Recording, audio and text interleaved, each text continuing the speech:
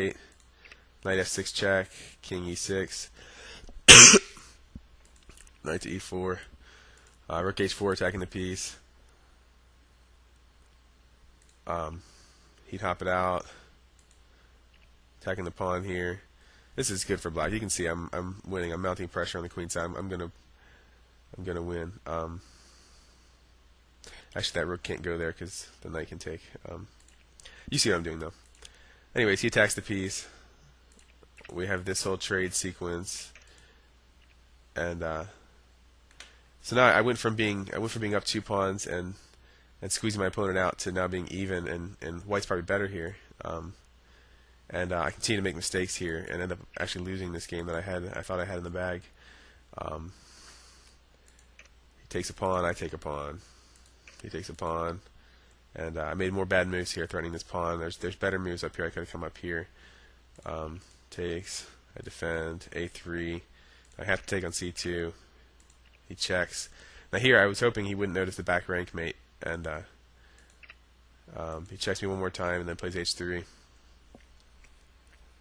And my opponent knows what he's doing at this point, and I realize I'm not going to be able to win this, or even draw it, I don't think. A couple of last-ditch efforts here, and I make a dummy move here and allow him to check me and win my rook, and the game is over. I throw a few checks at him, just goofing around, and I resigned.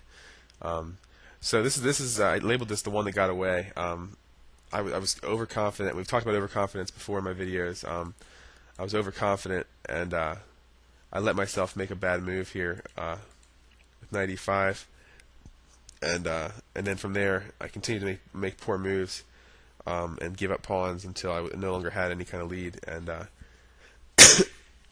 it led to a loss for me against the guy that I should have beat. You can see clearly back here in the middle game that tactically I'm a better chess player, and I'm just winning pawns, you know, with my very easy to see, you know, 4-move tactics. Starting with a6 here, there's nothing much he can do to stop any of this, and I'm winning these pawns, and continue to mount pressure to win more and more pawns. I should have won this game, and I let an inferior opponent get a win here. So overconfidence is a major player in this situation here, and also lack of focus. I should have looked and analyzed my move here of knight e5 and seen that this forced me and loses a pawn, and I didn't analyze. I just thought I was better. I can just proceed. And when you hear me say, or hear any chess player say, black is clearly better here, white is better, white is winning, those kind of things, that doesn't mean that you can make bad moves and your opponent can make good moves and you'll win. What it means is if I make the best moves and if you make the best moves, then I will still win. So here I let myself make bad moves, thinking, well, I'm winning. I can just do whatever and take an easy win. And it doesn't work that way. You need to continue to make the best moves and take your time to see the best moves before you move. I want to see how fast I even made this move here. 8:14. I thought less than 30 seconds and put my knight there. And I let myself make a bad move, and then you can probably see. Let me see how. Oops. Go back down. 95. My opponent played quickly. I played king d7 quickly. Knight takes h7. King e6.